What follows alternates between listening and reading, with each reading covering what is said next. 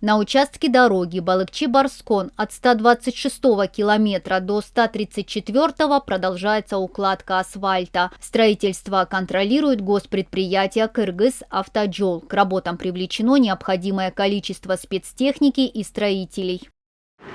Асфальт иши жүрүп атат.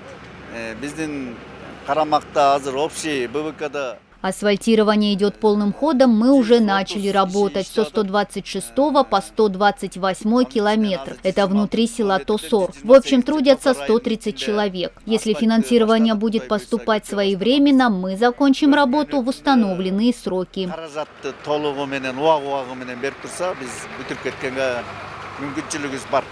Изначально асфальтировать 17-километровый отрезок дороги, это со 126 по 143 километр, должна была местная стройкомпания. В прошлом году подрядчик завершил 6,5 километров только по одной стороне трассы. Позже, чтобы ускорить темп работы, 9 километров этого отрезка передали китайской компании China Road.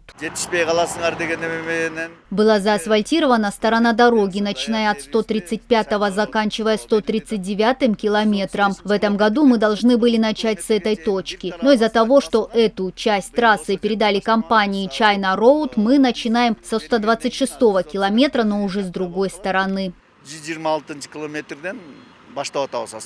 На сегодняшний день на одном из 8-километровых отрезков ведется укладка первого слоя асфальта по одной стороне дороги. При своевременном финансировании и благоприятных погодных условиях подрядчики планируют завершить этот этап работ в течение месяца. Эта дорога отвечает всем нормам строительства. Первый слой асфальта будет 9 сантиметров, второй слой 6 сантиметров. Качество строительства контролируется. Приезжал министр, консультанты. Лаборант тоже регулярно проверяет качество материалов. Вся работа ведется в рамках проекта.